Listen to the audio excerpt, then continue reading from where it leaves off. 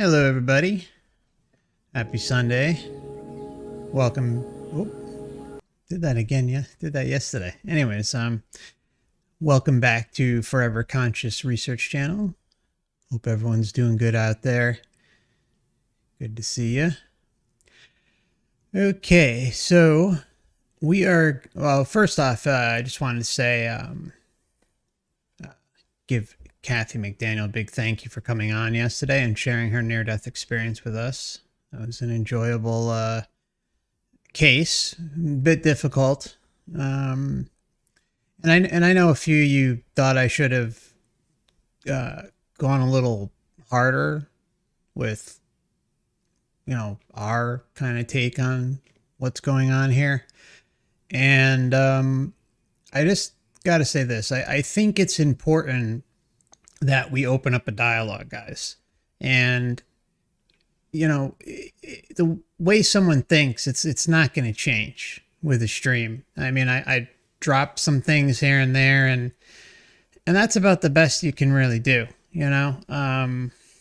So my hope is to get more NDEers onto the channel and to have some talks. And you never know, maybe having a conversation, kind of dropping the seed, helps someone down the road. I know there have been a few who have emailed me who had both, well, more on the negative side, but even a few of the positive, the love and light ones, have kind of changed their opinion about what happened to them and what it was all about after seeing what's presented here and maybe on Wayne or Dan's sites. So I think it's really important to get the word out there and at least see what happens, right?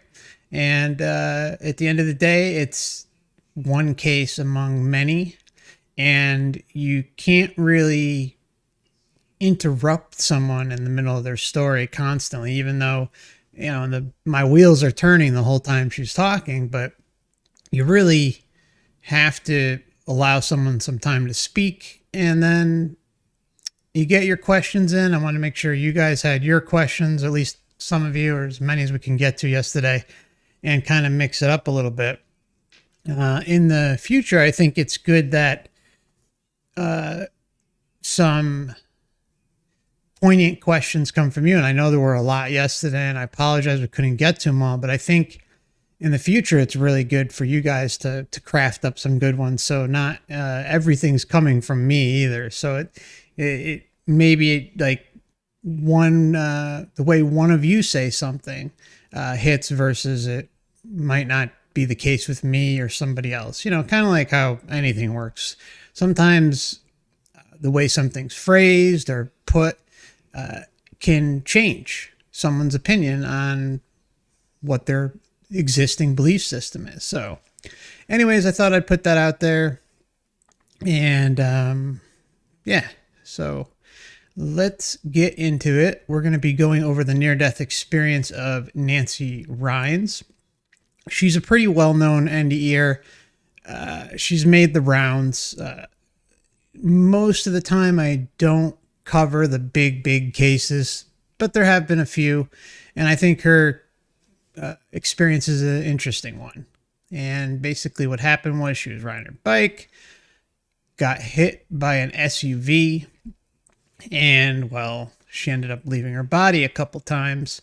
And the second time was the most formative, the most, the standard NDE that we see most of the time. So that's just where I put that out there. But then you also have her saying, I don't remember agreeing to anything.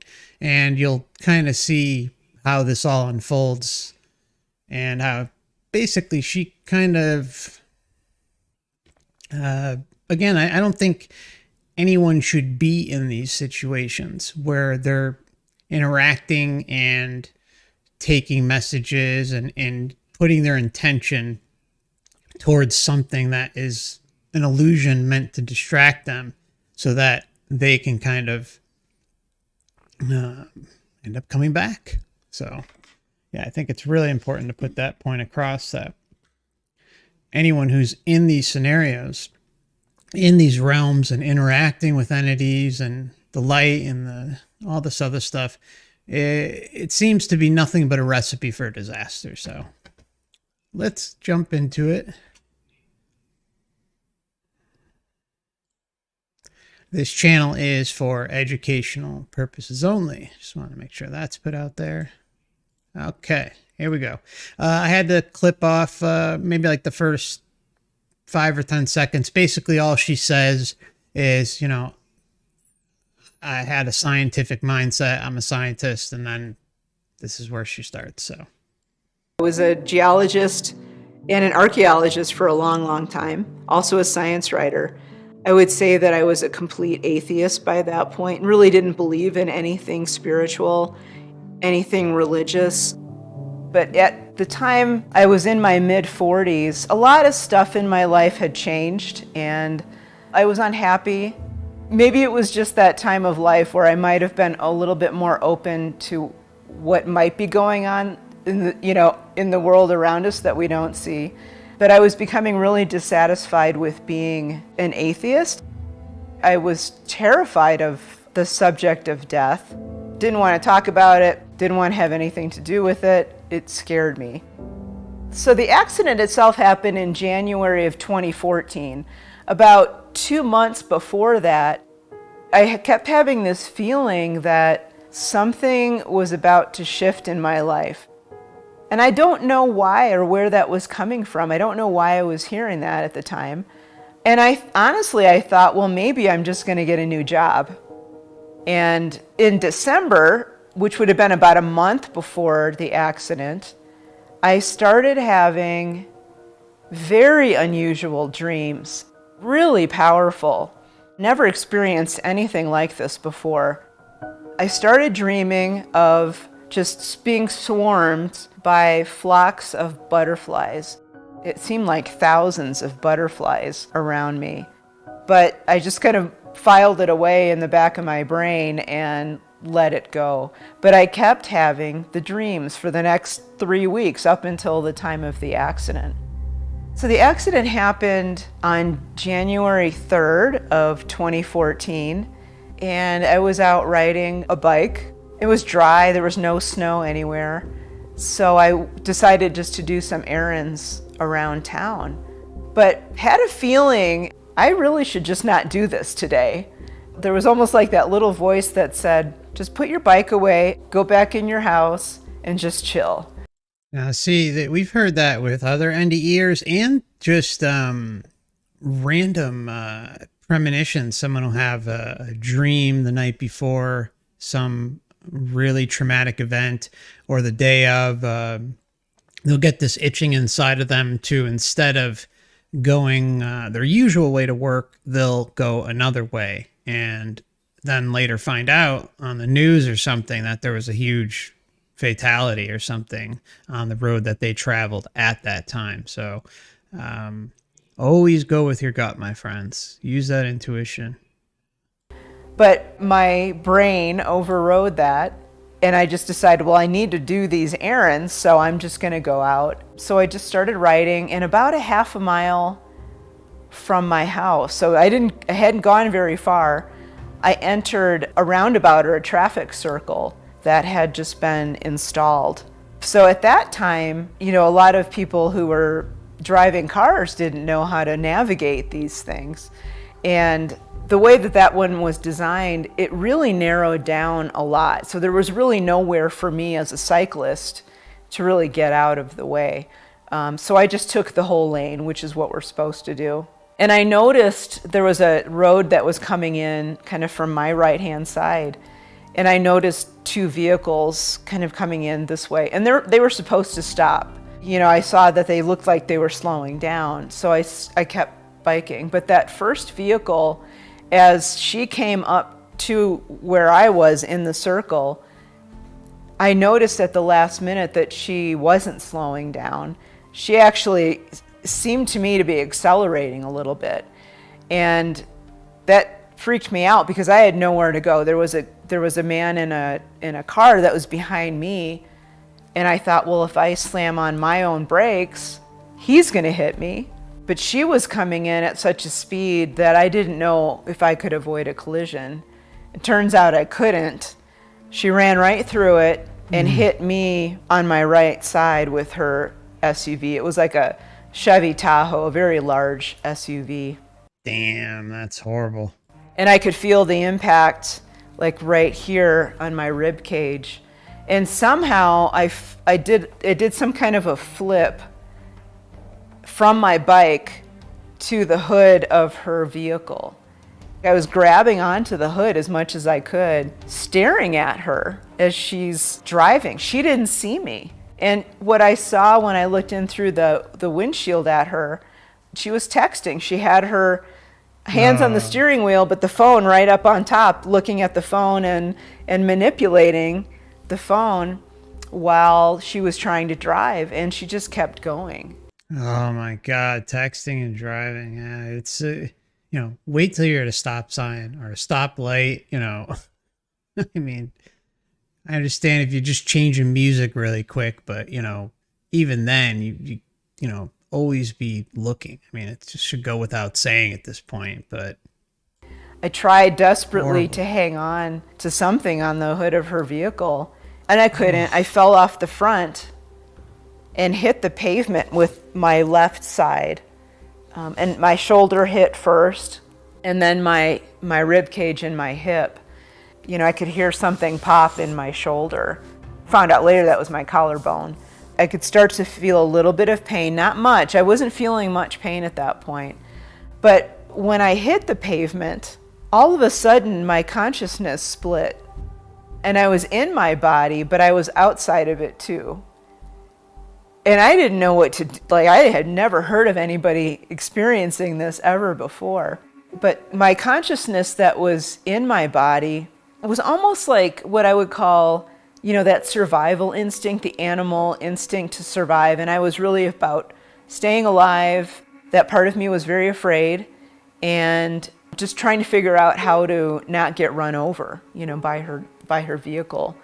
The other part of me went off to kind of a point about 50 to 75 feet away from the accident. And that part of me was very unusual. I didn't know that part of me existed at that time. But it was very calm and very, very loving and compassionate toward the part of me that was experiencing all of this trauma. And so it's that fracturedness that it's like you split away. Like when we experience trauma on a high level, our consciousness can leave the body to self-protect itself, is kind of the best way to put it. So very, very common to see this. You don't even have to have a near-death experience. You just pop out of your body and have a traumatic moment. And it's like it's like a fail-safe mechanism to protect you from it being overbearing. That higher part of myself was telling me, it's okay, don't worry, this is supposed to happen, but everything is going to be okay. And I was having this almost battle between the two parts of myself, like, no, this isn't okay. I'm in tons of pain. This is scary. But that other part of me was very insistent that everything was going to be fine. And in my body, I was, again, focused on just remaining alive, and somehow grabbed the axle of that woman's vehicle as she's passing over me. Since she was in a turn, I knew that if I stayed where I was, her back wheels would run over me. So I grabbed onto something under her vehicle. It turned out it was the axle. And also part of my backpack, I had a bicycling backpack on that had a strap right across here. That chest strap caught on something. I don't know what it caught on, but it caught on something. And so she was dragging me along underneath of her vehicle for, the estimate is an additional 60, 75 feet, which to me, it felt like forever. The only thing that stopped her was the man who was driving the Toyota pickup truck behind her. He had, from his vantage point, he saw what had happened. And he drove around the traffic circle in the opposite direction to block her. And that's what finally stopped her. And can you imagine? You're just being, it's horrible, horrible. And my initial instinct was really to try to get up and run away. You know, that animal instinct kind of kicked in. So I started to move around. I don't know how I shimmied out without killing myself at that point, because there was so much trauma to my neck and spine. It amazes me that I was able to do this. But as soon as I got out from underneath, a woman ran up and put her hands on my shoulder, just very gently, put her hands on my shoulders to keep me from moving. She said, don't move. I need you to stay where you are. I'm a trauma nurse, and I'll be here with you. My name's Annie, and I'll stay with you through this whole thing, but I need you just not to move. And if she hadn't done that, it's just so moving, but I probably wouldn't have made it, because my instinct was to get up. Now I know how traumatized my neck was, really badly broken. And if I had gotten up, my neck would have immediately snapped. So she really kept me alive. She looked to me to be around 30 years old, long blonde pulled hair back in a ponytail. But she did appear like out of nowhere. We could never figure out what vehicle she was driving. She appeared out of nowhere. Couldn't figure out what vehicle she was driving. Now, I'm going to tell you, this entire NDE has life script written all over it. And you'll see. I mean, this example is one. And obviously her premonition that she shouldn't have gone out that day is definitely another one to throw there to support the life script. There was only one other person at this scene who spoke with her, and that was one of the police officers that came in, who was called into the scene. And I spoke with him later. He said, well, she wouldn't tell me who she was. And in fact, right after he spoke with her, she just kind of disappeared. She basically, said goodbye to me and then took off. We don't know what vehicle she was in. And the Boulder District Attorney's Office, they wanted to find her. And they looked for, I think it was 6 months, at all of the local hospitals, but could not find any nurse that fit this description. 6 months the police looked for her. I mean, what's really strange, usually with something this massive, it's almost required. I mean, this kind of accident that could have potentially led to a fatality, the police are almost always going to take IDs and personal information in case they need to be witnesses in a case. I mean, this, to me, it seems like it's an entity. It doesn't seem like it was an actual human being. I know I'm kind of going out on a limb, but she feels the same way. And, make of it what you will. Can't say definitively, obviously, but I think there's a case to be made for it. So I'll leave it to the viewers to decide. I was at first just thinking she was a nurse who just didn't want to be found out. Now I'm not so sure. So I don't know whether she was a spiritual angel or just a human angel who didn't want to be identified. I'm totally cool with that either way. I think what else is important is, seriously, guys, how many times have we seen the perfect person being at the scene at the perfect time in so many NDEs? It happens all the time, constantly. Oh, they're just so happen to be a nurse. Oh, they're just so happen to be a doctor, or they're just so happen to be someone experienced enough to help the person in that moment.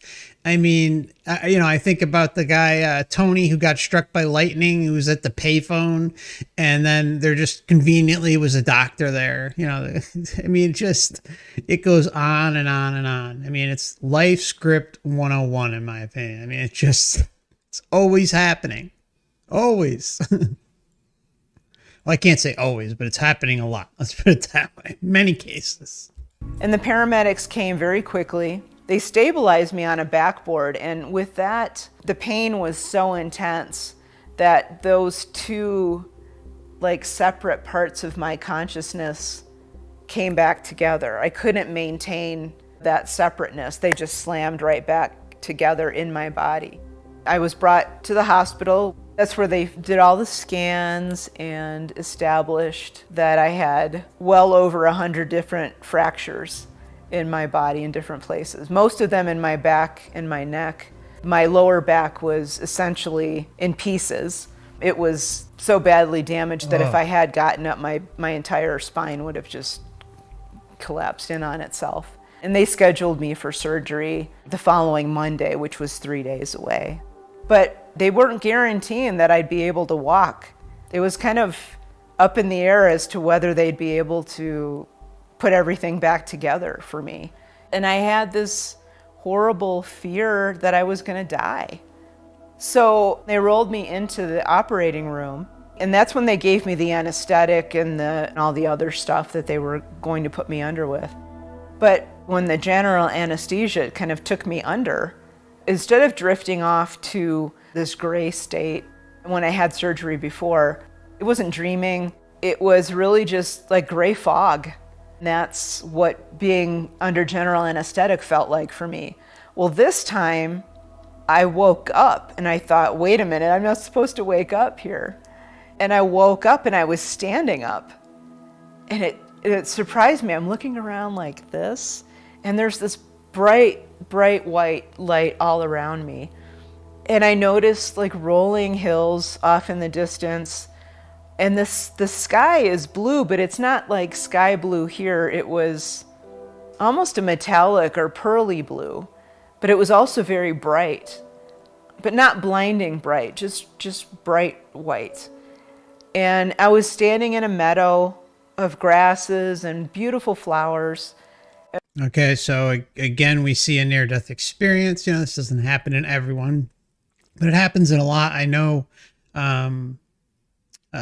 particularly like in the UK, this is more prominent, but it happens in the US enough too, where a person will be in a meadow-like environment with a running stream. It's very beautiful and serene location. It seems like one of these intermediary zones that is set up in the Matrix.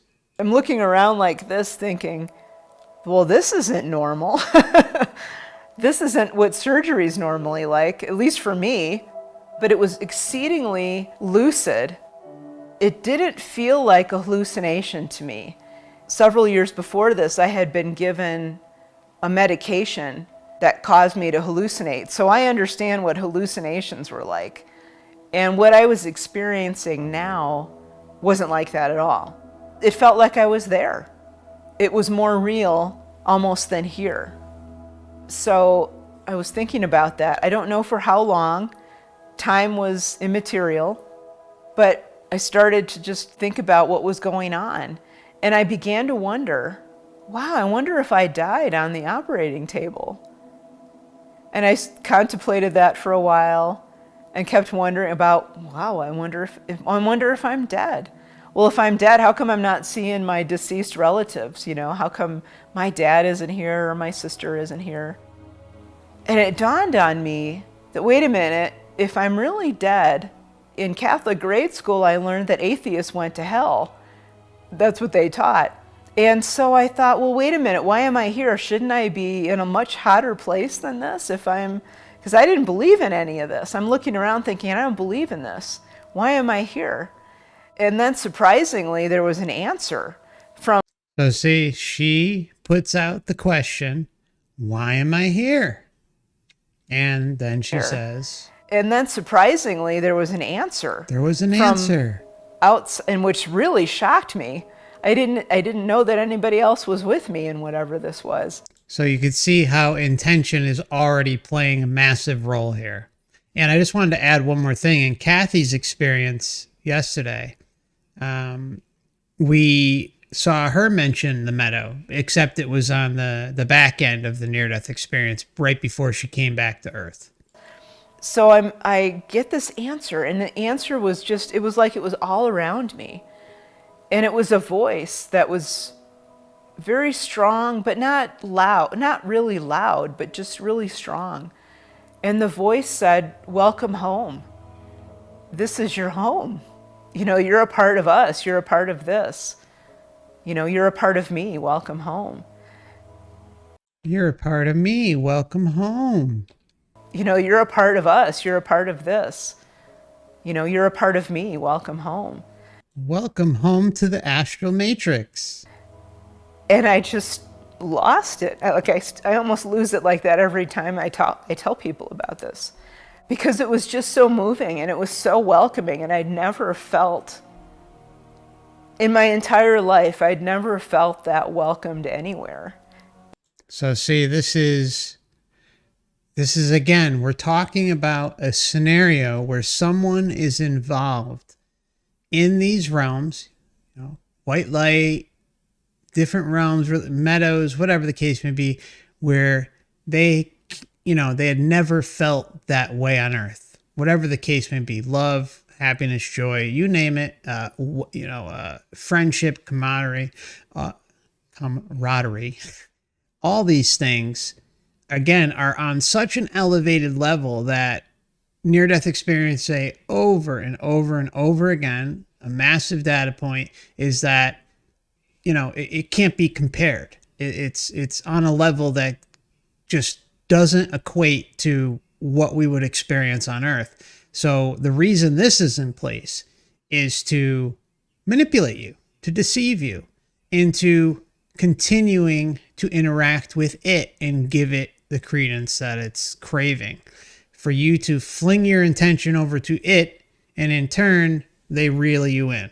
It's really crazy, but that's what we see over and over and over again. Not as much as I was being welcomed wherever this was that I was in now. And I could feel waves of peace coming, like from outside of me, coming through me, I guess probably trying to keep me calm. And I felt waves of love, just pure unconditional love coming from somewhere else. And I'd never felt anything like that before, ever. And I didn't know what that was all about, but I immediately knew that wherever I was home, that that place we call Earth wasn't my real home, that this was. And while it was a form of reality, it wasn't my ultimate reality, that wherever it was that I was now, that was real. Okay. All right. So again, we hear this all the time with NDEers too, that, you know, it was more realer than the experience back on Earth. But again, isn't this because there is this overwhelming love, this acceptance, this euphoria rush that's going on? I'm telling you, it's like people or beings are being drugged up. It's nuts. And it's happening over and over and over again, and they don't even have time or any sort of moment to breathe before they're being tossed into this thing, because they're in that limbo state in between, and then kind of like the Matrix comes and scoops them up, and they're, you know, putting their intention in the wrong direction and are essentially prey. I sat with that for a while, like wondering what was going to happen and just enjoying being in this place. I still didn't know what was going on. And I was expecting at some point that either a deceased relative would come to claim me and take me somewhere else, or something would happen. It turns out that there was a figure that came up to me kind of from off to the side. She seemed to just come out of nowhere. And she came up to me and she gave me a big welcoming embrace of just love, and told me that she was going to be my teacher, that she would help me, you know, learn what I needed to learn in order to continue my life on Earth and make it one that I would be proud to live. Well. Here we are. Here, just rewind it. Out of nowhere. And she out of nowhere came up to me and she gave me a big welcoming embrace of just love. Okay, a welcome embrace of love. We like to call this the welcome wagon. It's the, you know, oh, oh, hey, welcome home, beepida boopida. You know, I mean, it's... And told me that she was going to be my teacher. Oh, she told Nancy that she was going to be her teacher. She was telling Nancy that she would help me, you know, learn what I needed to learn in order to continue my life on earth and make it one that I would be proud to live. And I kind of fixated on that. I said, wait a minute, you're going to send me back there? I don't want to go back there. Wait a minute, you're going to send me back there? I don't want to go back there. I mean, how many times we see in NDEs, I didn't want to go back. Over and over. Pre-birth experience, pre-birth memories. When they're interacting with these entities, they keep saying, I don't want to go. I don't want to go back. And she said, well, you've already agreed to go back. Oh, you've already agreed to go back. And I told her, I don't remember that. I didn't agree to it now. I don't remember agreeing to going back there. I don't remember. So, important moment here. And the reason why I think it's important is she's saying, I don't remember agreeing. But yet, how many NDEers do we always have telling us that they were all knowing, they knew the answer to every question in the universe and blah, blah, blah. But, you know, here's Nancy in the same spot that almost all these other NDEers end up in the light, being embraced, interacting with entities. And, well, she doesn't remember the agreement that she made before she came down here. But I thought once you're over there that you're all knowing. That, you know, you're able to do all this stuff and you have this incredible memory of all your past lives and the answers to the universe, all of Earth's history, and on and on and on. How many times we've heard that? I mean, it's constant. So here's Nancy in a scenario where she's saying, I don't remember making that agreement. So she doesn't remember about her pre-birth planning before she came here. Then what about all those other people who claim that they were all knowing and they knew? Well, what we always see in those experiences is that they aren't all knowing. They are not. It's just not the case. And what they are doing instead is they're being told answers. Because when you really strip away all these experiences of the ones who claim they're all knowing, it's just not happening. They're always revealing that they received information, or it was all different types of wordage. So it's incredible to see this switch over here. So she said, well, you agreed to do that before you were born. But my human self, Nancy, the atheist that I had just been, had never heard of this before. So I challenged her on it. I said, well, I don't remember agreeing to anything before I was born. I don't remember so agreeing kind of to anything. in the air in front of me, it's very weird how this happened, but in the air in front of me, she showed me the time before I was born when I was agreeing to some of the things that I wanted to do and experience while I was in this life of Nancy. And one of the agreements that I had made was I would very likely turn away from spirituality or religion and be that way for quite a while. But I had 3 different points along that path where I had an opportunity to turn back and live a more spiritually connected life. The first time was when I was a teenager. That had come and gone. The second time was when my father died. And there were some things that happened during the time that he passed away. And that was really the point where I was supposed to make the transition back to a more spiritually connected life. Okay, and so what does this show us? It shows us that, yes, indeed, free will is here. It's not like it doesn't exist. It's just very limited within the confines of the body. I know it's ridiculous to say that. I mean, it's free will within this realm, within this overall experience that we have. So what Nancy did is, even though her life script called for her to open up spiritually in that moment, something occurred by her own doing that changed that course. And that's kind of what I think all of us can do. We are all capable of saying, no, I'm done with the life script. I'm not having it. I withdraw any and all contracts, and just remember, you are the king or queen of your own castle, and you can do what you want, but don't think that, just because there are life scripts doesn't mean that you can't assert your intention to say, no, I'm not going to do it. I'm not going to allow this type of interference in my life anymore. And I'm going to live out every single day until the time of natural death my way, not the Matrix's way. Assert that intention, my friends. It works. It works. And I didn't. I blew right past it. The things that I experienced when he died, I put them off to the side of my mind. I didn't want to deal with it. And so then the last thing I agreed to was, well, if I missed the first station and didn't turn to become a more spiritual person then, and if I missed the second point, then the third point would be the big moment, the accident, and I would have this experience and be sent back.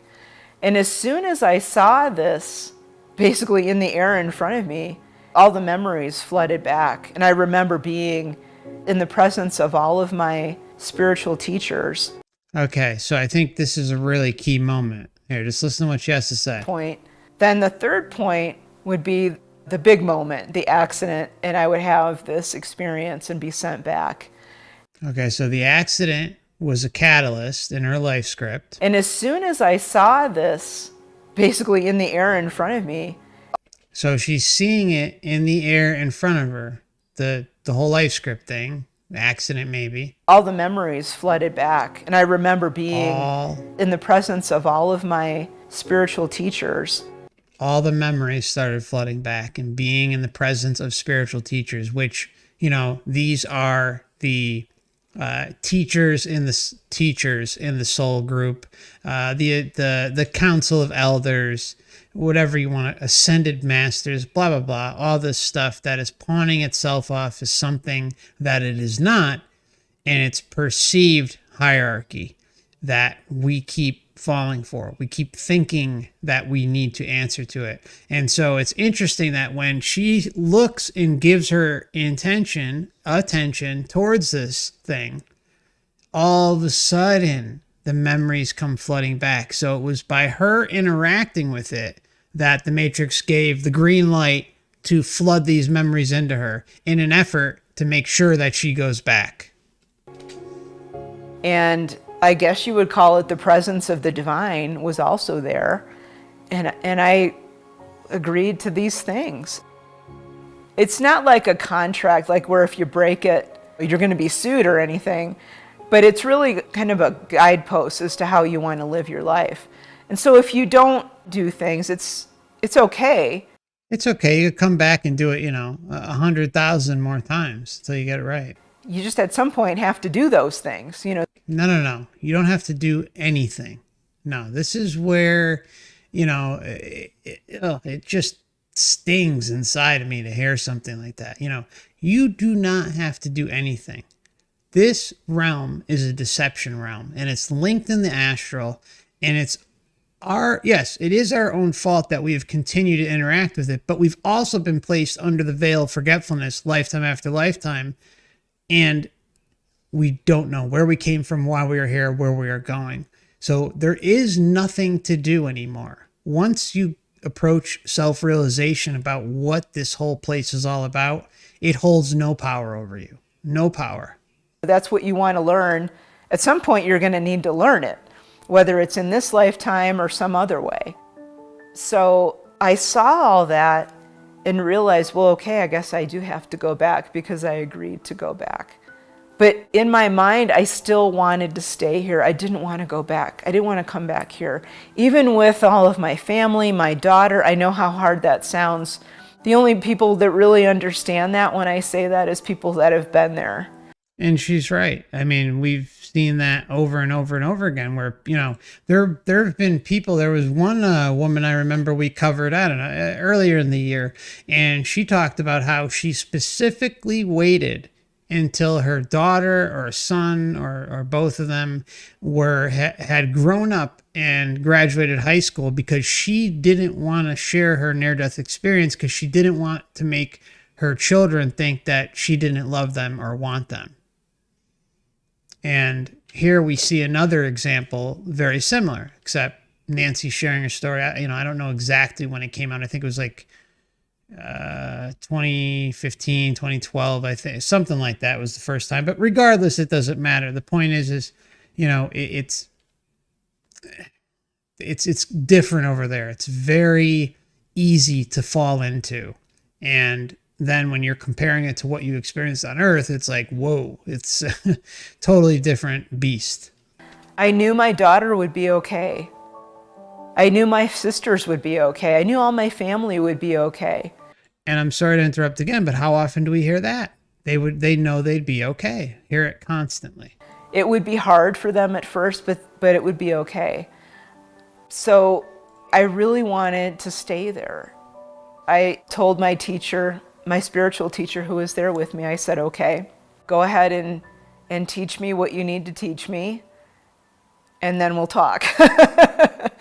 So we spent what seems like, it's hard to put it into time frame here. On the operating table, I had flatlined. My heart stopped, my breathing stopped, my pulse went to 0 for about right around 2 minutes. But it felt like the amount of things that I learned would take 2 or 3 or maybe more months of Earth time to get all of that learning in. Oh, just... I'm sorry, listen to this. Right around 2 minutes. But it felt like the amount of things that I learned would take 2 or 3 or maybe more months of Earth time to get all of that learning in. Oh, can you see? I mean, just, ugh. So I went on a journey. She took me to all of many, many different places in what at first I thought was a spiritual realm that everybody saw. What it turns out that each person, when their soul finally crosses over, whether it's just temporary like me or it's the final time, you're in sort of a holding place or a decompression place for a while, a place where you can rest and recharge and kind of think about what happened in your life. So I was there, and what's done is it looks like a place that's comfortable for you. It looks like a place that's comfortable for you. Again, this is the customization of each person, each individual that goes through this. Every single one of us has probably done this who knows how many times. And that's how I think the Matrix really functions well, is because it's capable of feeding back to you your relaxation realm or something really familiar to you that's customized to you, so that, it's not as harsh. It's not as difficult. But it does that with deception in mind. So for me, what I was surrounded with was nature. Mountains and trees and flowers and, being outdoors. So that's what I experienced. And so she took me to many, many different places and taught me different things along the way. Teachings about love and gratitude and our connection to each other. That's really what formed the core of the rest of my time there. And even though I knew that this wasn't physical reality that I was in, it felt more real. It didn't feel like a dream. But it was different than physical reality. Like, I could interact with the things around me, which we can't do the same thing here. So I could touch, let's say, a flower, and there would be energy moving up through that flower, and it would be sparkling. And like, wait a minute, that's not Earth. Earth isn't like that. I could touch a tree and the same thing would happen with the tree. But there was a point, though, at which we were walking through a meadow, I think, and I happened to I was curious. The scientist kind of came out at me. I looked behind me. I was beginning to wonder what was going on. So I looked behind me just a little bit, And I saw that everything behind me as I walked just faded away. So there was no landscape behind me, it was just fog. And I asked my teacher about this. I said, what's going on? This feels really real, but it's disappearing behind me. Well, she said, this is a construct for you. This isn't ultimately, I hate using the term heaven necessarily, but it's not the ultimate spiritual reality that's out there. So see, she even consults the guide, and the guide says, this is a construct for you. Again, perfectly tailored for Nancy by design. Big, big moment. A construct for you. This isn't ultimately, I hate using the term heaven necessarily, but it's not the ultimate spiritual reality that's out there. This is really just a holding place for you. And it's a place where we draw on what's in your own heart. We draw on you with what's inside your own heart. We draw on you. Big reveal. Out there. This is really just a holding place for you. And it's a place where we draw on what's in your own heart, what you love, to make an environment that feels appealing and comfortable for you so that you're calm and feel at home. So that you're calm and that you feel at home. So it's the perfect exploitative tool available that the Matrix has. It's something I like to call the continuity of familiarity, because the worlds cross and it is perfect for her. And it makes her more easily deceived and manipulated by the Matrix. An environment that feels appealing and comfortable for you so that you're calm and feel at home. But it does feel more real than here. And in fact, it's still hard for me to be here because this doesn't feel real.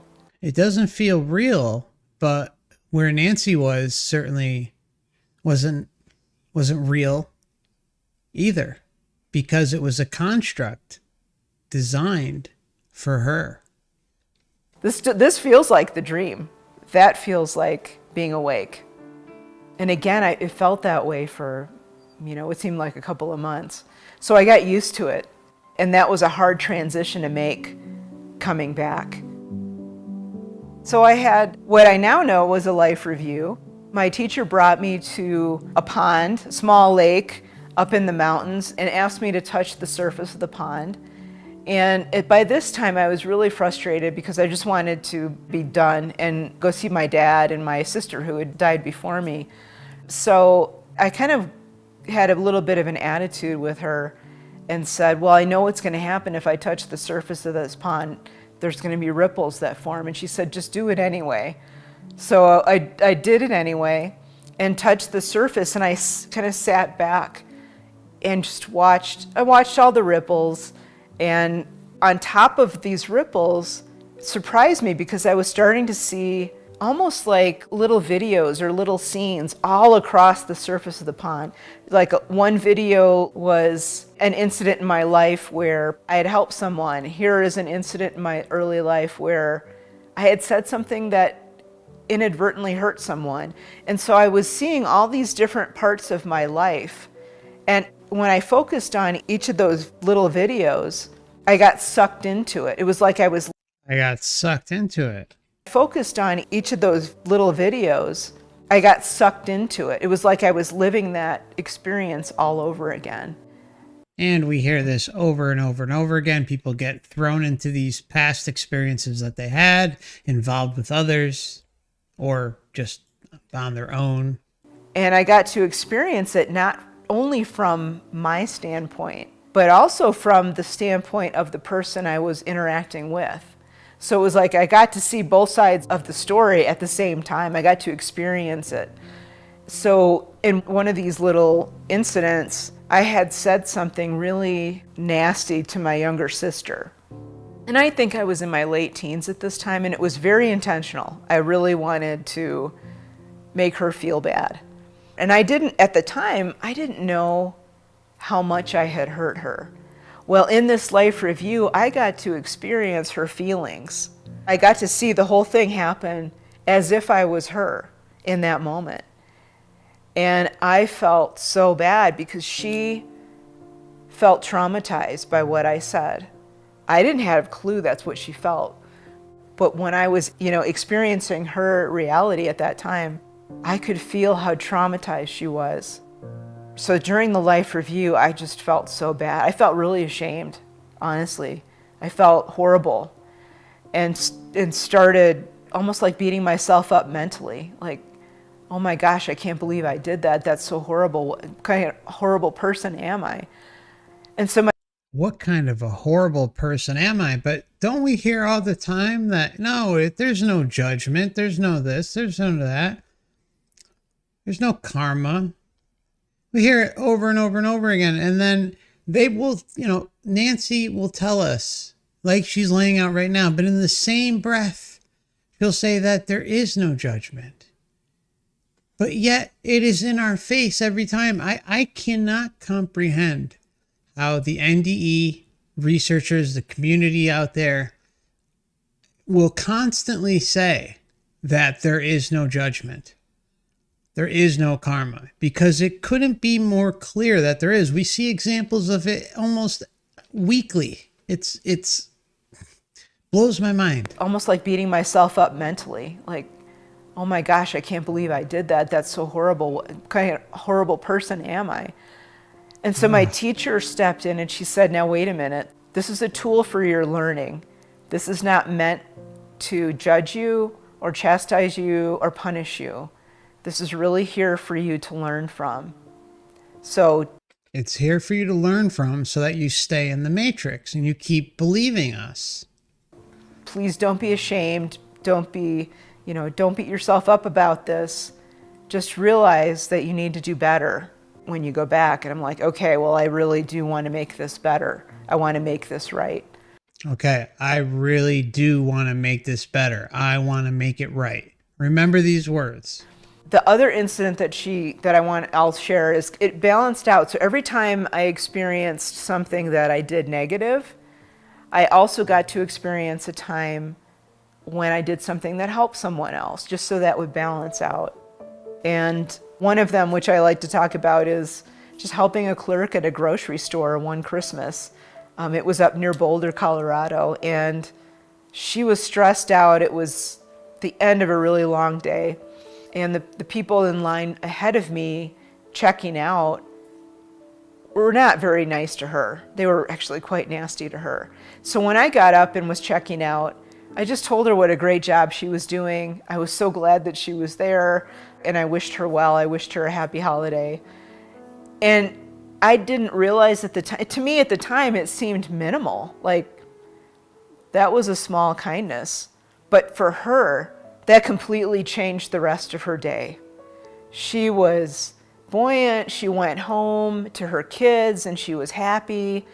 Instead of being down and taking out frustrations on her kids, she was happy, and they were wrapping presents together as a result of that. So they spent a really good evening together, in part because I helped her kind of get out of that little state of negativity that she had gotten by the end of the day. It's just those little acts of kindness that can be so powerful for people. Yeah, and this is something that does pop up over and over and over again. It's so strange because it will be something that someone does for somebody. I mean, we've talked about before, like, you're walking down the street and, the groceries fall out of the bag of someone, and then you go and you pick them up and you help the person and you give them a bag or something you would just do, out of the kindness of your heart. But like the Matrix picks of all the moments in your life, it was that one moment that you helped the woman who lost their groceries, and you should be proud. It was an amazing moment. Now look, they're good things, but it's crazy that the Matrix picks these most obscure, weird moments to like fawn all over a person. It's so strange. And I learned that in spades during that life review. Really, that was the only thing that I really wanted to come back here to correct. I really wanted to come back here and make up for some of those things that I had messed up. I really wanted to come back here to make up for those things that I messed up. I really wanted to do it. Okay, this is gonna play a big role in a moment. Whether it was, intentionally or unintentionally. I wanted to make stuff right with people when I came back. But it really, that for me, that whole experience of the life review was, I would say, the most impactful. That was the one thing that made me change as a person in a positive way when I came back, is just knowing how important everything that I say and do is, to other people. So that was really the big catalyst for my change when I came back here. I'd love to be able to give that gift to everybody. I know you can't do that here while we're all still alive, but I wish I could, because it's so transformative for so many of us. And before I was sent back here, my teacher gave me some predictions about the future. I don't know exactly why she did this. I think it was because she knew I was so skeptical and that I would need little signposts along the way once I came back to know that my experience was real. She knew that I was so skeptical and that she would need signposts to verify that this experience did indeed happen. Now, what's interesting is when you listen to past life regressions, life between lives, even some pre-birth memories, you hear about people who will have these things that stand out. Even in the audiobooks, the commentary that I did on Michael Newton's Journey of Souls and Destiny of Souls, in that order. If you haven't checked those out, feel free. They're no video. You can just do audio in the background, but watch, if you're thinking about watching, watch Journey of Souls first, then Destiny of Souls.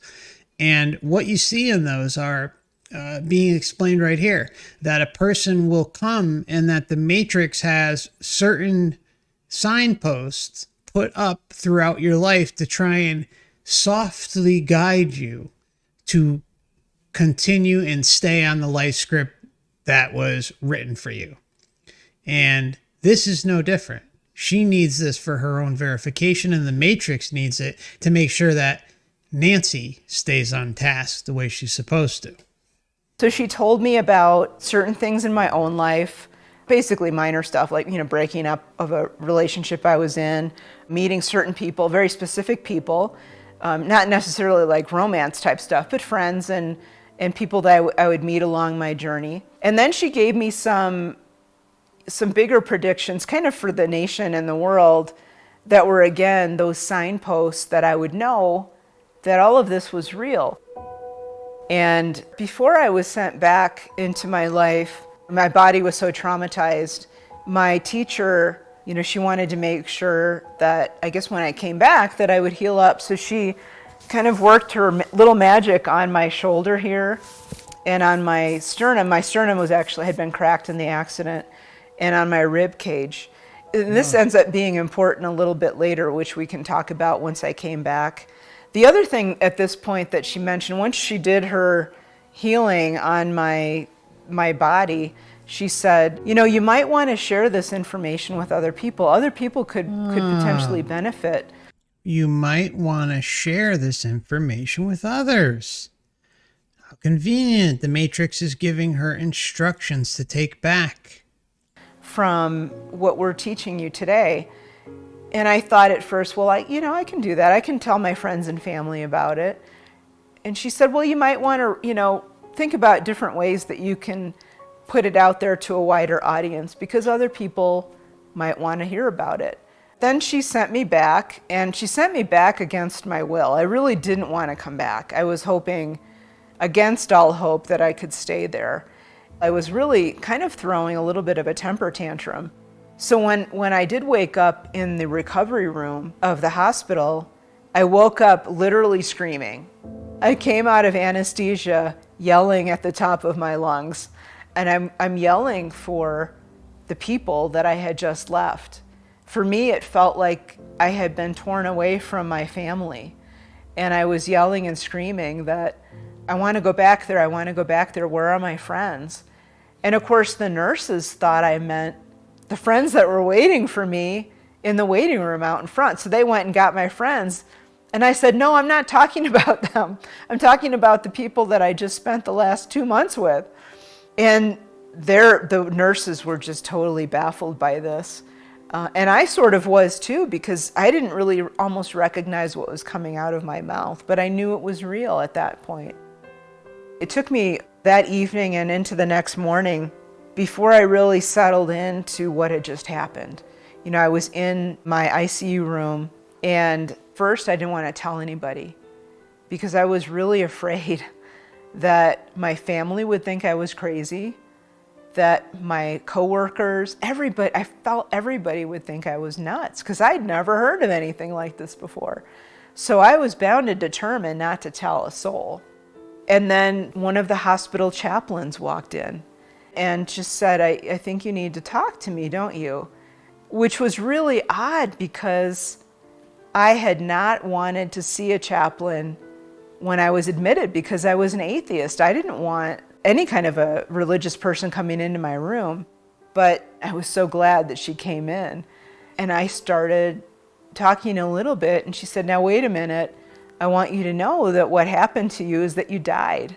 So she was the first person that really counseled me on what had happened, and she listened to what I had to say, and that helped so much that she just listened. And she said, you know, at the end of my little story, my dear, what you experienced was what we call a near-death experience, and it was real, and you're going to have to learn what to do with this now that you've come back. But it took probably 2 or 3 months for me to really talk about it openly. There were people in my life that had a hard time with what I had to say, and I haven't heard from them again. They didn't want to hear about it. They thought I was nuts. Some of them were former colleagues, other scientists. Some of them were friends who I haven't heard from now in, a long time. And that hurt a lot. But I understood it from a different level now. I just know that they weren't prepared to go there with me. So I let those friendships really drift away. But that was really the start of what for me turned out to be many years long journey of learning how to bring all of that stuff that I learned, all of those concepts into my life here.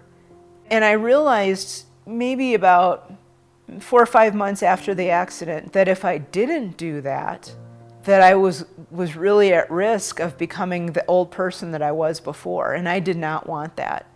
So I started in earnest detailing out all of the stuff that I learned and had been taught. And I just started writing those. I thought, well, I'll just put this out there on the internet in a blog and people can kind of learn about it with me. And that really helped me, I guess, internalize all of those lessons. And it took a long time to really learn the full depth of all of that stuff that she taught me. And it was magical. It was magical. Magical.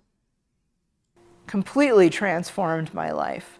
In ways, it's still transforming my life, and it's been now, over 8 years?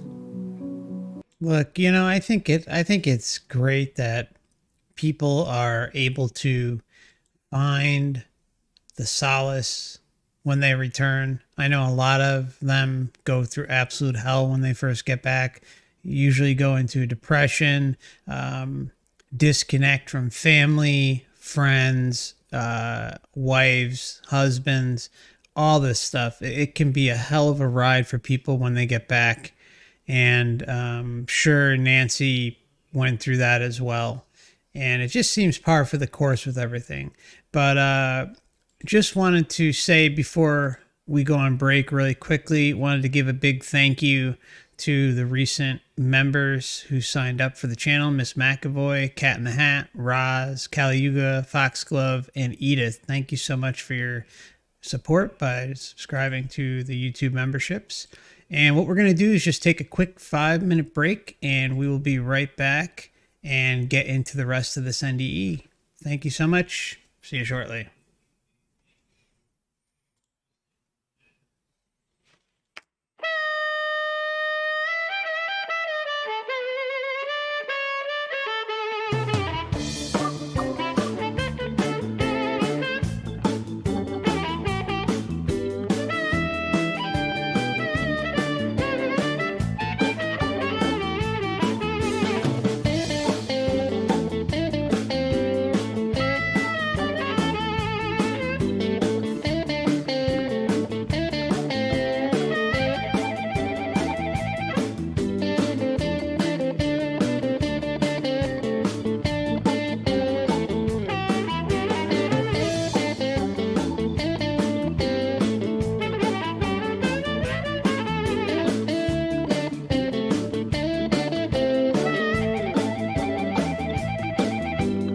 Hey guys, it's Kat.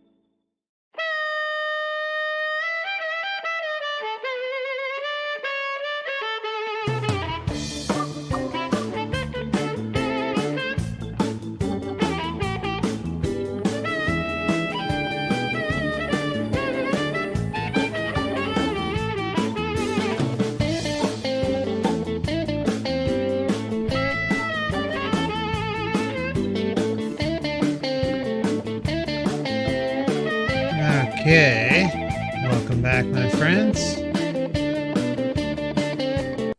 Oops. Okay, so thank you for your patience. We are going to hop right back into the near-death experience of Nancy Rynes. Just again to let you know, this channel is for educational purposes only. Okay. But, you know, in way it's still transforming my life, and it's been now, what, over 8 years? But, you know, it took a lot of effort to make that happen. And still to this day, I keep learning more and more and more about myself, about what I'm capable of. Everybody is powerful. Everybody is capable of so much more than they realize. We're loved more than we realize we are. And to me now, death is just not a big deal. It's another transition that we all go through. There's nothing to be afraid of. We're here while we're here to do our thing. And then when our time is done, we just move on. And I'm not afraid of that anymore. I'll be here doing my thing until it's my time to go, and then I'll be gone. And, you know, another gift that has been developing is, I don't know if I like to call it psychic or not. People do, but to me, it's just learning how to communicate and experience that communication with people who have crossed over. One example was a couple of years ago now, a dear friend of mine passed away.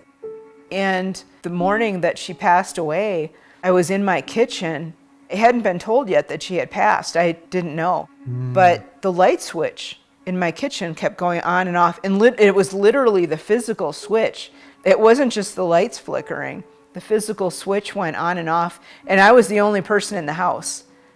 And I thought, wow, that's really amazing. What is going on? And then a friend called me and told me that my friend Bonnie had died just that morning. And I put it out there, put the question out there, oh, Bonnie, is that you? Are you here? And the switch on the lights flicked a couple of more times. And I think she just came in to say goodbye. That was it. That was the only time that she stopped by. And she stopped by just to say hello and goodbye. I'm on my way. And see you later. I think that's really all it was. And my older sister has been with me off and on since she died. And she passed away about 20 years ago now. But after my accident, I would notice in my house, when no one else was there, it was always when my daughter was gone and it was just me in the house. All of a sudden, I would smell this really strong and unpleasant perfume, followed up by tobacco smoke, which is odd because I don't smoke. No one in my whole neighborhood smoked. We were all non-smokers. And I didn't know what this was all about. And I would see sometimes when this would happen, it would happen multiple times. So this was a couple times a year at least. Sometimes it was multiple times a month. And I asked one of my surviving sisters about it. And she said, well, that's just our older sister, Kathy. She always used to wear this really horrible, cheap perfume, and she smoked.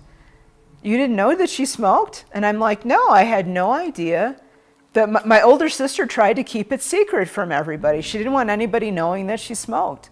So I had no idea. And that was her. She liked to drop in and I guess just let me know that she was around and kind of keeping tabs on her younger sister. She actually showed up in my house about a week ago. So she's still hanging around. I've told her that she doesn't need to be here anymore if she doesn't want to be, but she keeps coming back. So. Well, she keeps coming back. I mean, I think what's interesting is when you hear something like this, what immediately kind of goes off in my head, especially when Nancy's saying 20 years, 20 years, guys.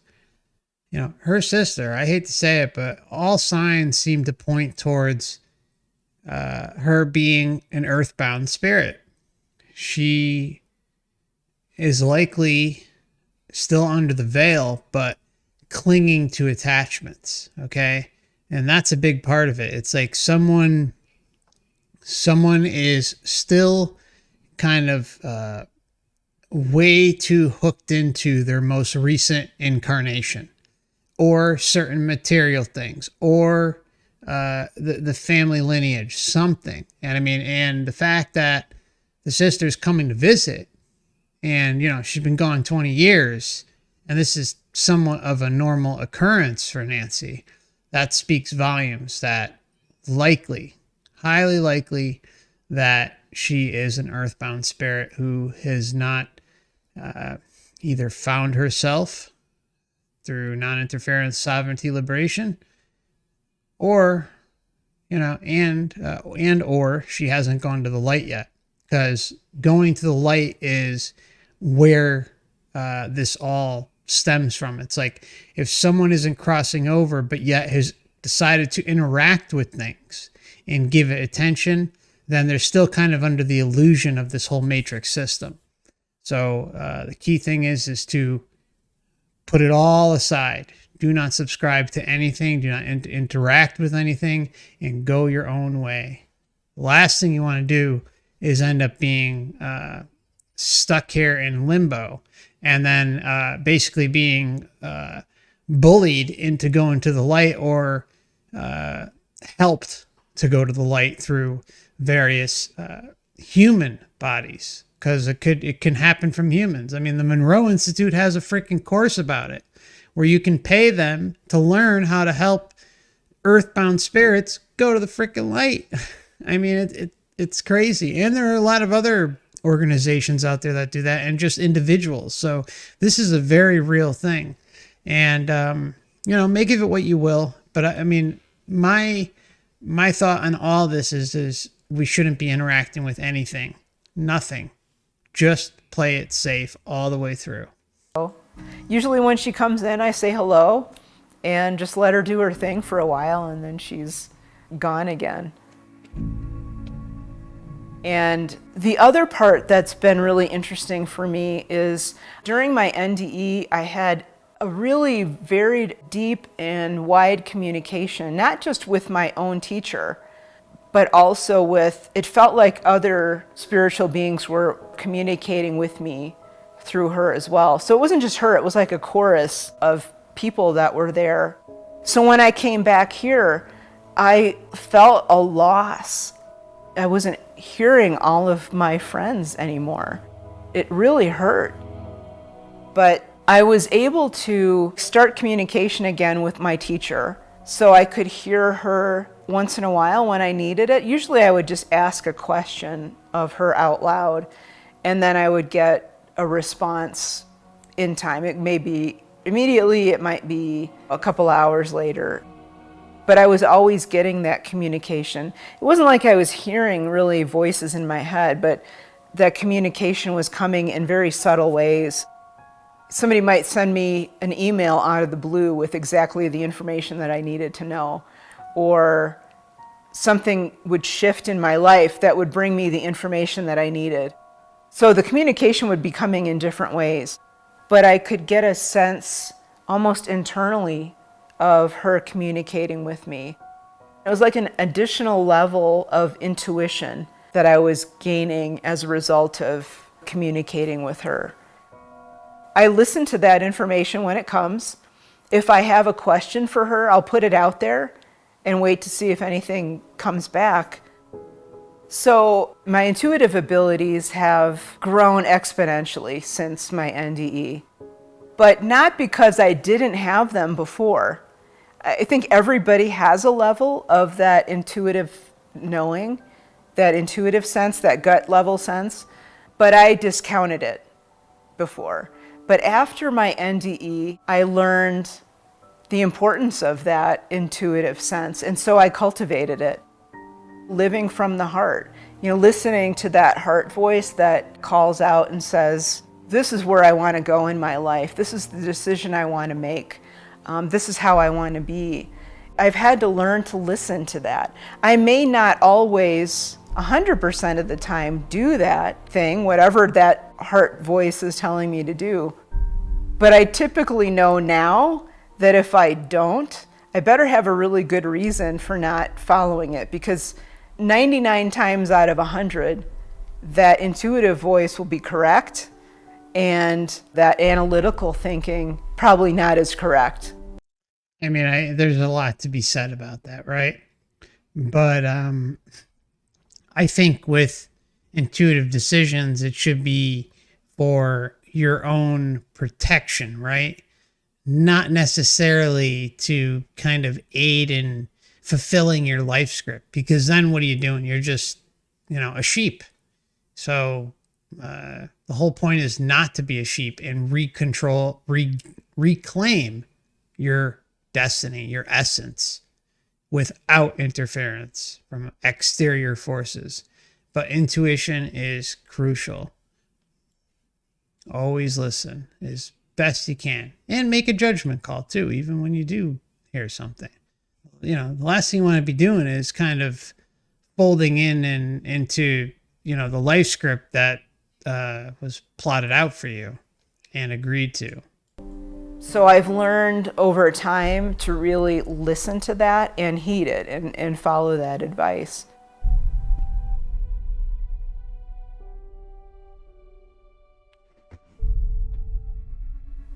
Some of this stuff is really tough for me to talk about science-wise. I love it. I love talking about it, but I'm a little bit cautious about what I say when I talk about some of these really cutting-edge concepts in physics and really beyond physics.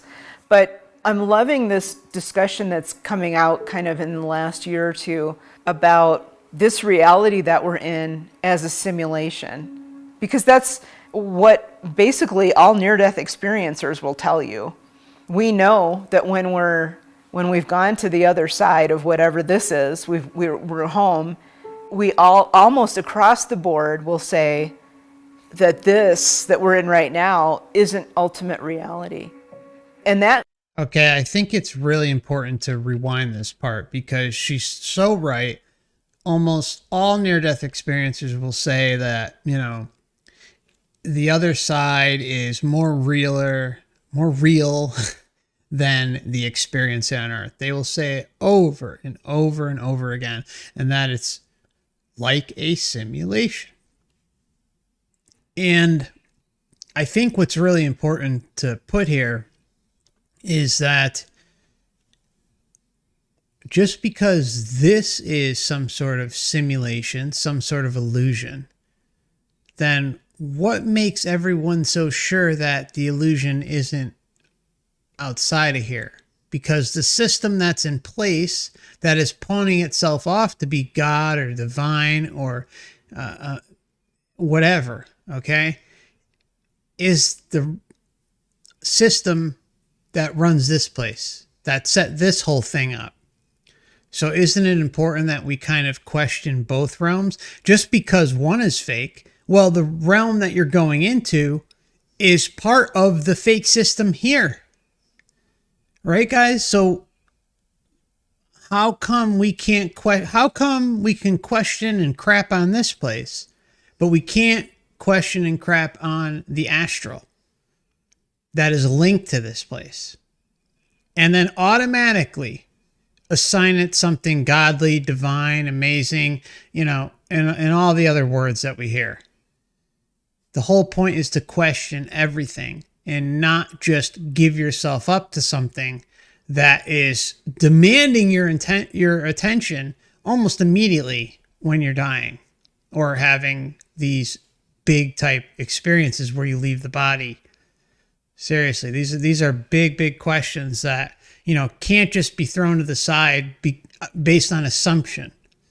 We need to be able to question, analyze, and make a rational choice about what we are going to do based on the collective of information, not just a slanted perspective from a realm that is clearly linked to here. We're in as a simulation, because that's what basically all near-death experiencers will tell you. We know that when we've gone to the other side of whatever this is, we're home, we all almost across the board will say that this that we're in right now isn't ultimate reality. And that really got me thinking when I came back, because I've started to really open my eyes to those weird things that happen.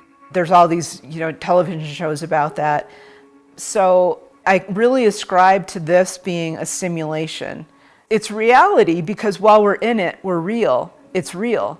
And we're here for a very specific reason. But ultimately, this 3D reality that we're in isn't everything. We're starting to see that not just from a spiritual perspective, but scientifically. I think string theory predicts 11 different dimensions, if I'm correct. So 3 plus an extra dimension of time, which makes 4, isn't that much. But I don't know that we, while we're stuck in these 3D bodies, can fully wrap our brains around what 8 or 9 or 10 dimensional reality might be like. It would be like a shadow on the floor trying to figure out what all of this reality is around us. We're a little bit more than a shadow on the floor because we have consciousness, but it's still really challenging for us to grasp that 8th or 9th or 10th dimension that's out there somewhere. Those dimensions could be such that there is a 10th dimensional being standing right here that I never see because I can't experience that in the limitations of this body. That doesn't mean that they're not there. It just means that I don't know how to sense them right now. I'm intrigued by some of the ideas that have been put forth in how that we could see or experience or at least communicate with those other dimensions.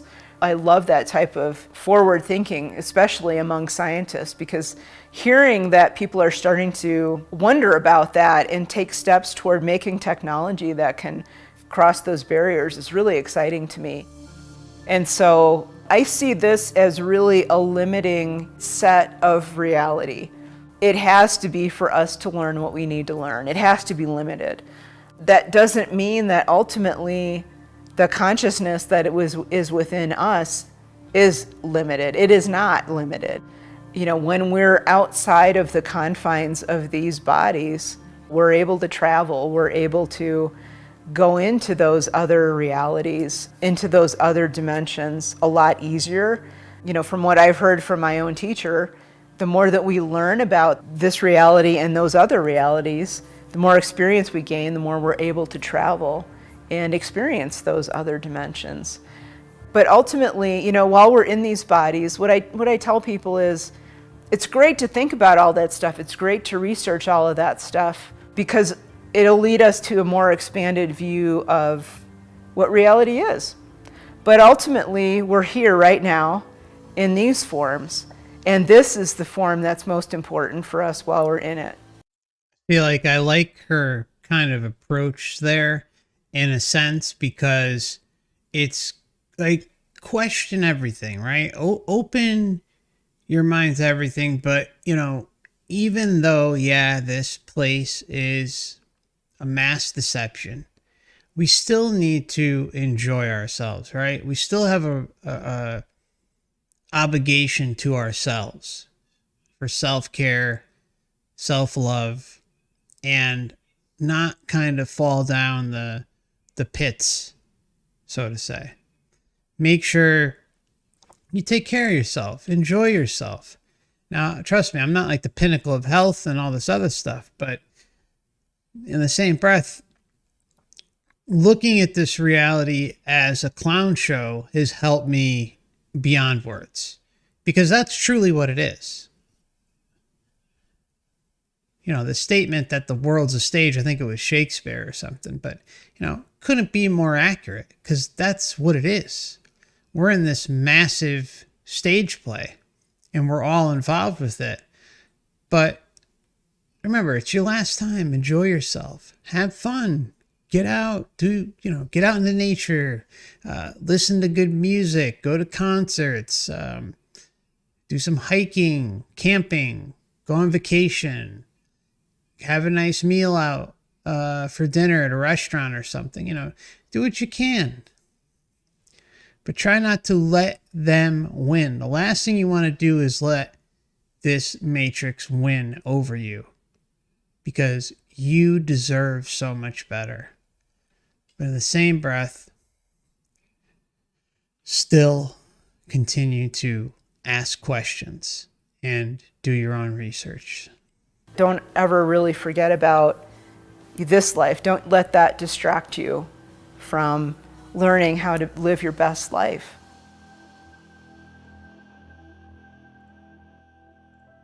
What did your guide teach you about the purpose of this existence? This ought to be a good one, huh, guys? She taught me, you know, it's the Spirit 101. It's the basic things that we all really should know to live a life here. It's really learning how to be a good person. learning how to be loving, learning how to be kind, learning how to just be grateful for what you have. We all know at some level we forget a lot of that when we come in, and it's so easy to get distracted by, physical reality. We've got so much to deal with. We have kids to raise, we have families, we have jobs, all of these things that we have to do, which kind of distract us. But she taught me about, ultimately all of us are here to experience love, to learn how to be love in sometimes very difficult situations. So across the board, that's kind of the base level of what each person kind of signs up for coming here. Now, each individual person, each soul, has other things that they either want to do or are called to do. I know that's a question for a lot of people, is what is their purpose? And you know what? Most people don't know. Almost everyone doesn't know. A lot of people claim they know. But the hard truth is almost everyone doesn't know what the hell their purpose is, what their life script is, what they're supposed to be working on. Again, if you're in a system that is based about spiritual growth and missions and all this other stuff, and evolving spiritually and going up the ascending and all this other stuff and evolving and blah, blah, blah, all this stuff that we hear constantly over and over and over again from all these NDEers and just experiencers in general, then how come we come here under the veil of forgetfulness, not knowing where we came from, why we are here, where we are going? If you are placed under a veil of forgetfulness lifetime after lifetime, how can you possibly learn and grow? The deck is stacked against us. It's a rigged game, and the Matrix is constantly dealing itself the aces. And once that's realized, the illusion crumbles before your eyes, and it doesn't hold any more power over you. People are here for different reasons. I can't give anybody a specific answer. For myself, it was obvious, love was one of those things. There were other things that I needed to come here to do to make amends for things I had done in another life. I don't like to use the word karma because that gets misused a lot. The term I like to use is making amends. I wanted to come here into this life to make amends for things I had done, kind of balance out the scales. So that's karma. That's karma, Nancy. This is what drives me out of my mind when I hear people say that there isn't judgment, there isn't karma. Because it's clear. She just said I don't like to call it karma, but she's describing karma. I mean, seriously, it's in our face.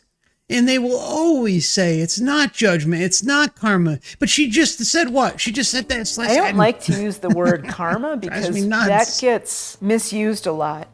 The term I like to use is making amends. I wanted to come here into this life to make amends for things I had done. I wanted to come into this life to make amends.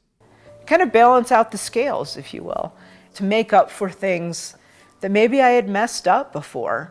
And I wanted to get it right. I wanted to get it right. Maybe I had messed up before. She doesn't even know. She doesn't even know. Maybe I messed up. To make up for things that maybe I had messed up before.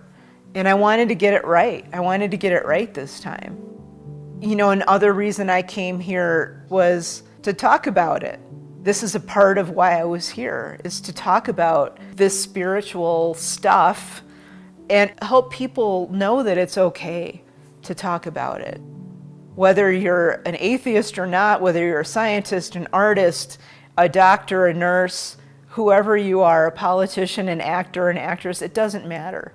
We need to be able to talk about these things. And so part of my purpose is really allowing for people to talk about that and not be afraid, because so many people experience it. So many people have really unusual and beautiful experiences that they're afraid to talk about because they're afraid people will call them crazy. And I want that to be over with. I was a little afraid at first, but now I'm really fearless about it. And it's because Being quiet about it doesn't serve anyone. So that's part of my purpose for being here. Everyone's here for a different reason. And ultimately, it's for the learning of that soul, the growth of that soul, or sometimes a person or soul comes in order to help other people, not necessarily themselves. How can you grow if you are under the veil of forgetfulness and memory wiped every single time? How? How can you even know if you're helping someone if you're under this veil? How do you know that you're even sticking to your life script and helping the person that you supposedly came here to help on their life script if you don't even know, if you don't even have a clue? See the major disconnect here? The whole thing is riddled with inconsistencies, and they just clash with one another over and over. You know, somebody may only be here for 10 or 20 years, but they may impact their family so greatly that they kind of raise the consciousness of that family. Or destroy their heart because they died at a young age. Or crush them, you know, emotionally, mentally, physically, spiritually, because of the trauma involved with them only being around 10 or 20 years. What about that? What about that? So any of those things are valuable, and it's really kind of going within your own heart to understand why it is that you're here. We've all come here with amazing gifts, but it's also a really tough place to be sometimes. You know, I've been through hard stuff. Even since my near-death experience, I've been through some pretty hard stuff. And I understand how it can feel like, why am I here? What's my purpose? I get that. You know, I've had that thought in my head a few times in the last few years too. Okay. You know, what I tell people is Okay, so here, what did she just say? And I understand how it can feel like, why am I here? What's my purpose? I get that. You know, I've had that thought in my head a few times in the last few years too. I've had that thought in my head the last few years too. So she herself admits that she doesn't even necessarily know what her purpose or life script is. Now, what's interesting is that, you know, Nancy, you know, again, when I do these talks, these commentaries, I am not at all trying to be mean or inconsiderate to the experiencer. It's about the experience itself and the elements involved, the data points, the patterns. Okay. So that's really important to say, because sometimes I can get emotional and get a little fired up, but it's not because of the experiencer. It's just because of what we keep hearing over and over and how ridiculous it all is. Okay. Nancy herself doesn't know what her life script is because she's questioning it. Why is she questioning it? Why?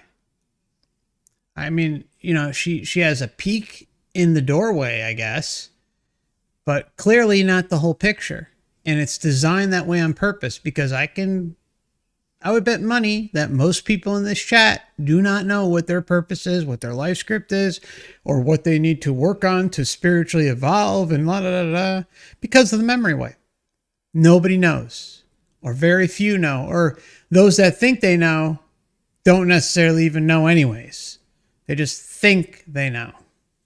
Or the Matrix is, you know, pulling the puppet strings, making sure certain things come out. Certain books are written, certain documentaries are made, certain blog posts are put up, videos, etc. You know, what I tell people is reach out in whatever way that you can. And that's been helpful for me. If you're stuck still and you're feeling stuck, just keep trying to find those places to reach out. Do as much as you can to explore your own self and not get bogged down, you know, by what's going on around you. I know some people aren't going to be in the position to do that right now. I totally get that. I'm totally sensitive to that. But if you can, if you're in that position, find something that you want to learn. You know, figure out, is there a hobby that I've been putting off for so long that I really want to dedicate time to? The other thing that I recommend to people, especially those who are super sensitive to what's going on in the world, and there's a lot that's going on, but if watching television news or internet video news is hard for you, then read it instead. Don't get the audio and video news coming right into your brain. Pick and choose what you want to read instead of hearing it audibly or watching a video if you're sensitive to it. And that alone has helped a lot of people de-stress from some of that. The other thing that you can do is, if you can help. You know, if there's a way that you can help out someone else, take this time to reach out and help someone else. It doesn't have to be someone across the world. You know, volunteer in your own community. I guarantee you that will make you feel so much better to help someone else. And it gets you out of your own mind. It gets you helping someone else and helping forge a connection with someone. And it really does help you kind of pull out of that. So the afterlife is amazing. This life can be amazing too. I want to finish this life off in as beautiful a way as I can, and in as conscious a way as I can, helping other people as much as I can. You know, whether that's writing inspirational nonfiction, whether that's speaking, whether that's writing novels that help lift people's spirits. All of that for me is good. But everybody has something that they have within them that they can draw on during these hard times. And it's really up to each individual person to figure out what that is. And we all have spiritual teachers or guides, we could call them, who are there available to us. It's not asking them the questions that's hard. It's listening for the answer that's hard. Okay, but again, why is it so hard, Nancy, right? I would ask any near-death experiencer this question. Why is it so hard? If these spiritual guides are there to help us and guide us and kind of drop hints, how come it is so, just like it's behind all of these veils? And it's like, good luck seeing it. I mean, it's really incredible. We deserve so much better. We do. These veils are absurd, and nothing can explain them away. Nothing. You know, a lot of people don't quiet their minds enough during the day. So for those people who really want to hear that or experience those teachers, sometimes it's our departed loved ones, like I talked about my sister. Work on quieting your mind. That doesn't mean you need to be a master at meditation. It just means you have to take some opportunity each day to be quiet in your mind. And so I do meditate, but also when I'm at the easel painting, my mind quiets right down. And I just get into this almost a Zen mode when I'm painting. Even though it's hard, even though painting is challenging, it still quiets my mind. So some people that I know are gardeners, and they love being outside digging in the dirt, and that quiets their mind down. So finding those things that can quiet us down, whether it is meditation or something else, will help us kind of interact with those who are always with us in spirit. I mean, they're always there. They're always there, but where are they? Why are they so cryptic? Why do they only come in, ridiculously elevated situations? Usually traumatic. Why is that when they appear? Or why do they appear when something is in it for them, for the Matrix to fulfill, to make sure that certain things are tasked out to certain individuals? Why is that the only time these things appear? How come Nancy herself admitted to questioning what her purpose was, but yet she's telling us that, that the guides are always here and that we all have a purpose and a life script and blah, blah, blah. Why is there such a disconnect? If you really pay attention to a lot of NDEers who claim that there is some sort of mission they have to go back for, or spiritual evolution for themselves, whatever the case may be, if you listen closely, they themselves don't even know. This is something that pops up constantly. And it's really important to put that out there, because even those who come back and have these extremely formative experiences, despite all of them almost always saying, I didn't want to come back. Yeah, but there's a few percent out there that did want to come back. All right. And Nancy herself, despite saying that, you know, she didn't want to come back, she was sent back against her will and this and that. Well, what did she say earlier on in the stream? She said, I really want to make this better. I wanted to make stuff right with the people when I got back. I wanted to make stuff right with people when I got back. So she's already decided. She's already put that intention out there. Yeah, it doesn't mean that it was stated in a very moral or ethical way, but she herself kept putting that on the table. Well, what's going to happen?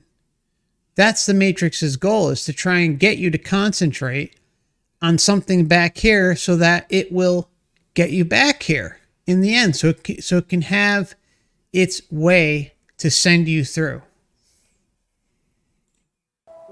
I don't have the gift of seeing them. Other people do, but I know that they're there. It's like an added layer of intuition or intuitive abilities. So that's why I recommend, if people want to experience that more, to just learn how to quiet your mind a little bit, and then reach out and ask questions and have conversations with them. Like when my sister shows up, I always say hello to her. I tell her I love her. I tell her she doesn't need to keep coming back here if she doesn't want to. Just have those dialogues. Just let them know that you're thinking about them. Say hello to a loved one who has passed on. Send a prayer for that loved one. They feel it. They still feel it. They hear those prayers, and they feel that love coming from us. So just continue to send that love out. Continue to look. You know, this is where I can, you know, I don't want to sound mean or rude, but, you know, send that love out, okay? I think while you're here, that's all fine and good. But, you know, on the tail end of your life, it's not good. It's not good to have these attachments lingering. Work on yourself. You know yourself better than anyone else. You know what your triggers could be, what your attachments are to this place and those in your inner circle that you care about.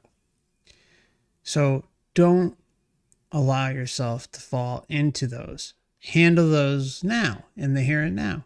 Work on those over the next few days, weeks, months, years, whatever the case may be, so that you have set yourself up for success. And you know what? I don't even think any of that really matters. I'm going to be perfectly honest. I don't think any of it matters. But the problem is again, you know yourself better than anyone else. So if there's something that you're clinging to, something that's keeping you, especially if they've already died, or it's like it's linked into this whole soul group thing, and we keep feeding off of one another and furthering the illusion within each other's lives. Now, that doesn't mean you don't enjoy yourself while you're here and cherish those relationships. But what it does mean is when your time is nearing, that you've taken care of all that. That you understand that, you know, hey, once I'm out of here, everyone else in their lives is on their own. Because it's important to understand that this is an individual journey in every sense of the way, my friends. Remember that, please, please. It's so, so important to make sure to put that across, because as much as we'd like to help so many, especially those that we care about and love about, it is up to them to do that on their own. And there's nothing you can do, nothing you can say until they're ready. But that doesn't mean you don't enjoy the time with them that you have here as your last time. So that's going to wrap up today's near-death experience commentary of Nancy Rynes.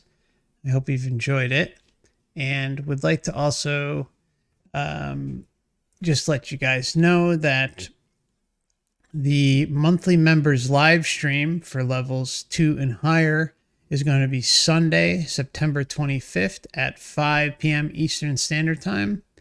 That's Sunday, September 25th at 5 p.m. Eastern Time. And also, if you're interested in joining, you can check out the pinned comment above or the description tab of the video. And there's also a Stripe donation link. You can securely donate through credit card if you're interested. And again, nothing is ever expected, but always appreciated. And I also have a Rumble account that I just signed up for, and their threshold is 100 subscribers in order to live stream. And I think we're at like 86 or 87 something, so we're really close.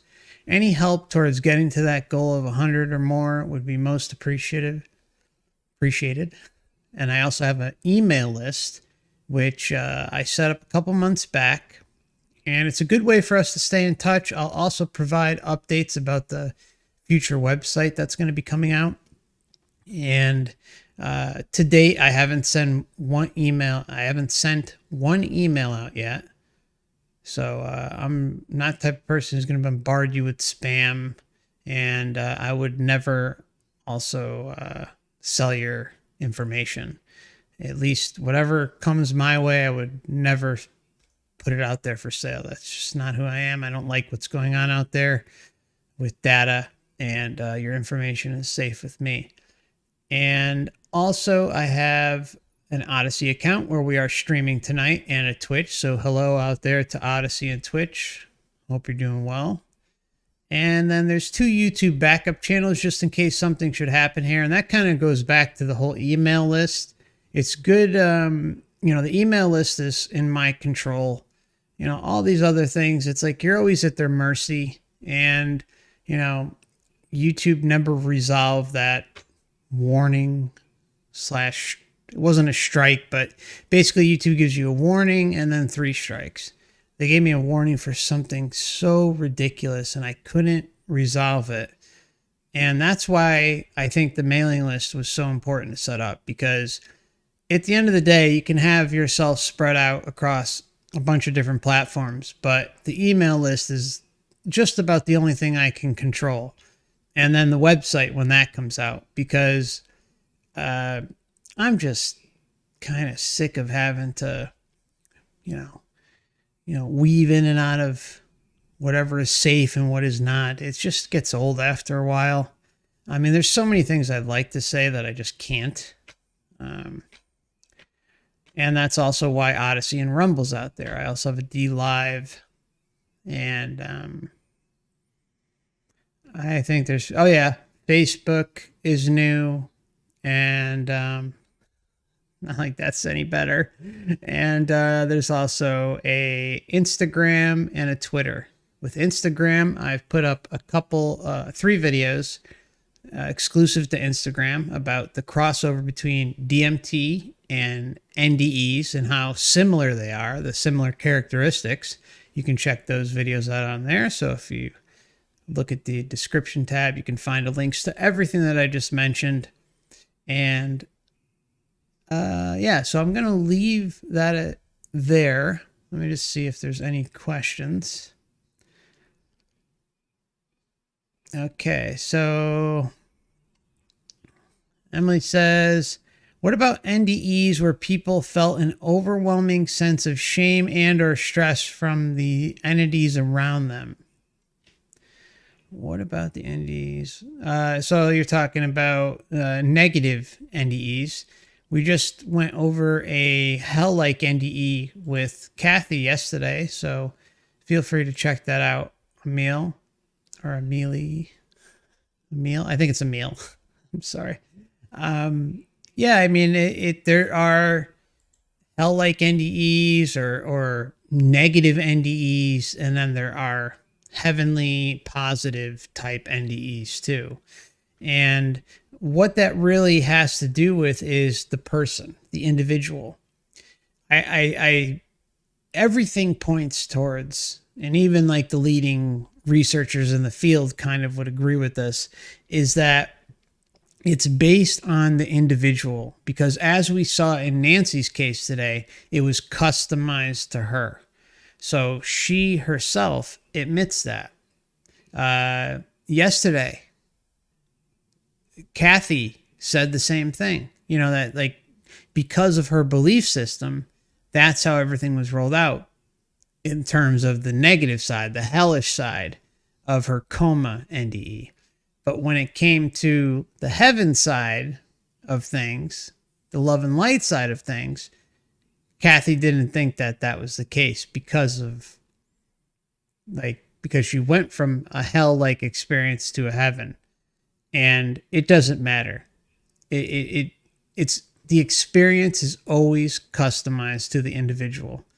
And there's a reason for that, because it likes to, it's one of the things I say, it's the continuity of familiarity between crossing over between both worlds. And then in turn, what a person experienced on Earth is familiar to them when they have a near-death experience or a various out-of-body experience that may involve something deep. And it's all designed that way on purpose. And that goes to the grand deception that is the Earth realm and the realms linked to here in the astral. So, again, a big part of it has to do with the individual and what they believe, what they subscribe to, how they conduct their lives, if they feel guilt, if they feel shame, if they know they've done something wrong or a lot of things wrong. Well, in turn, if that guilt and shame is eating up inside of them, well, then the experience that they have is going to be customized to them. And it could be negative, it could be positive, but it depends on the mindset of the individual and how they live their lives, what they did, and how it affects them emotionally. So I hope that kind of helps.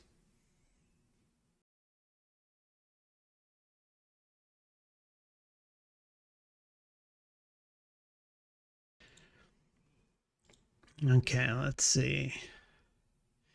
I think that was the only question for the night, at least that we have on Discord. All right. Astronaut Antonio says, I sent you an email. I'd like to share my story on your channel. All right. Yeah. Did you leave a message the other day? I think I just responded to you. Yeah, I will check my email. Just so you know, it's very difficult to get back to every email. It's become impossible.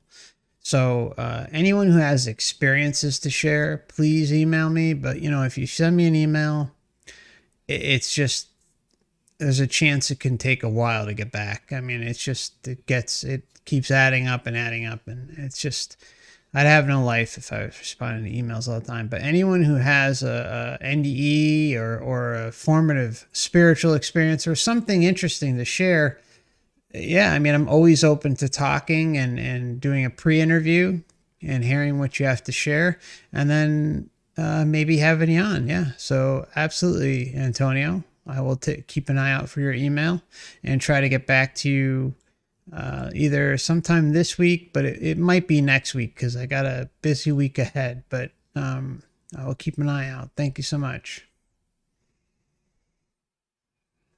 All right, let's see. Oh yeah, it's yeah, that's it's that day, Boopster. It's that day that will live in infamy. Yeah, it's crazy. The deception involved with all that, huh? Can't even go there. See, this is what drives me nuts. I would love to talk about this. I even had videos out on that topic, Boobster, for quite a few years, like when I first started the channel, but they're all gone. I deleted them all. It's not worth it. There's so many videos that I put out back in the day that aren't even around anymore because it's just not worth it. It's not worth it. I'd rather have the opportunity to talk about this topic because there's nothing more important. And at the end of the day, all those things, especially these high profile media events that we all went through at some point, they're just distractions. And we all know what they were meant to do to the population, to, extract data and open up the floodgates for all various reasons, to spy on us and the world. So it's really messed up. And that's what I'm really looking forward to by having the website, because it's just going to open up an entire area where we could just unload and talk, and not have to worry about a damn thing and not have to answer to any sort of platform, nothing. So that day will come. I don't know when, but definitely before the end of the year. Definitely before the end of the year. And it's a lot of work, but I'm looking forward to it. And I hope some of you will join me over there. Okay, so yeah, the passport. Yeah, the passport. Yeah. Yeah, the passport magically is at the bottom. Oh my Lord. Don't even get me going on that one. Yeah.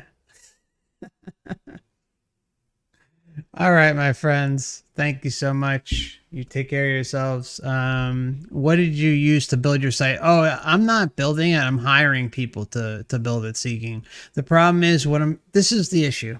I'm trying to build a hybrid type site where it's a social media site, kind of like, kind of like Facebook, where you can make a profile about yourself, share images and share videos and share links. And then there'll be like a library section, a chat section. And then but where the problem comes in is the video site, the streaming section, because I'd like to kind of have everything integrated nicely. But at the same time, like if the site does grow, I want to have like almost like a YouTube type platform or an ODYSEE type platform, something where, you and I and could upload videos like, hey, here's a great near-death experience. Check it out, guys. Here's a great deathbed vision and visitation testimony. Check it out. And like we can share these types of things. But the problem is you also have,